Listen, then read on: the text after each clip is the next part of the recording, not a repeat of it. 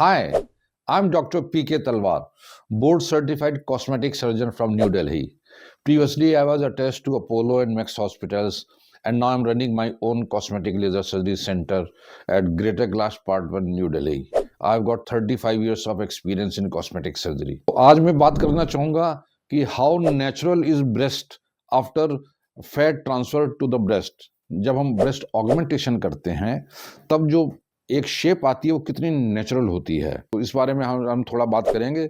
देखिए, जो fat transfer होता है, पहले आप ये समझ लीजिए कि ब्रेस्ट में क्या होता है। ब्रेस्ट में ग्लैंड होती है और फैट होता है, और जब हम अब उसमें फैट ऐड कर रहे हैं तो ये है कि एक्स्ट्रा फैट आ गई, लेकिन फैट आपकी अपनी ही बॉडी की है, तो वो वही स्मूथनेस देती है जो कि एक नॉर्मल ब्रेस्ट देती है, क्योंकि नॉर्मल ब्रेस्ट में भी फैट और ग्लैंड दो चीज़ें होती है। तो हम फैट ऐड कर रहे हैं तो उसमें बिल्कुल ही नेचुरल शेप देगी वो फैट आपको।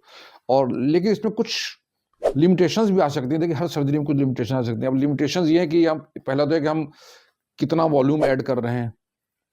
वॉल्यूम जो हम ऐड करते हैं उसमें से 30-40%, 50% तक डिजॉल्व भी हो सकता है, तो आपको एक सेकंड सिटिंग के लिए तैयार रहना पड़ता है। तो पहली चीज़ ये है। तो अगर पेशेंट की एक्सपेक्टेशंस ये हैं कि एक ही बार में मैं बिल्कुल बढ़िया वो प्रोजेक्शन पा लूँगी जो कि इम्प्लांट के बाद आता है, तो वो शायद पूरी ना हो पाए।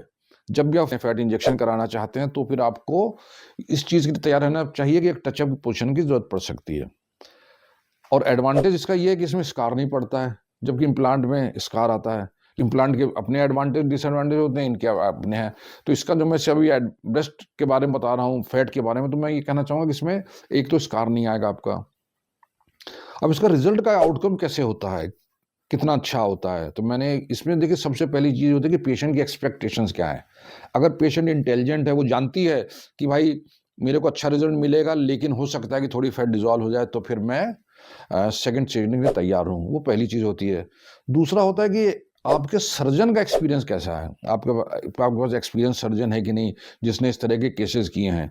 तो अगर सर्जन का एक्सपीरियंस अच्छा है तो वी कैन एक्सपेक्ट कि वो थोड़ा अच्छा रिजल्ट देगा बनस्बत दूसरों के। ये एक एक्सपीरियंस की बात होती है।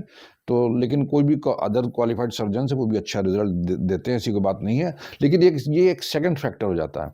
और थर्ड फैक्टर होता है कि क्वालिटी ऑफ फैट कैसी है। तो आप अगर आपका सर्जन एक्सपीरियंस है तो वो आपको एक अच्छी क्वालिटी की फैट निकाल के दे सकेगा। ब्रेस्ट में डालेंगे तो उसको इंजेक्ट कर सकेंगे।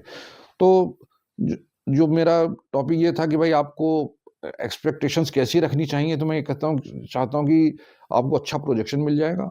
उतना शायद अच्छा ना मिले जो कि इम्प्लांट में मिलता है, लेकिन उसके लिए आपको थोड़ी पेशेंस रखनी पड़ेगी।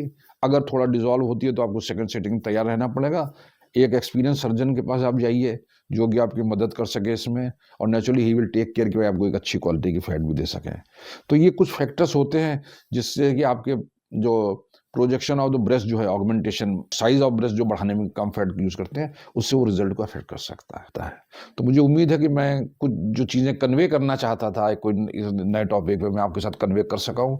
और अगर आप इससे रिलेटेड और भी कोई प्रश्न पूछना चाहें, कोई शंका हो, तो आपका स्वागत है, आप हमारी टीम से संपर्क करें। हमेशा की तरह मैं बड़ी खुशी होगा आपके किसी भी प्रश्न का उत्तर देना है। और अगर आपको वीडियो पसंद आया तो कृपया से लाइक और सब्सक्राइब करना ना भूलें।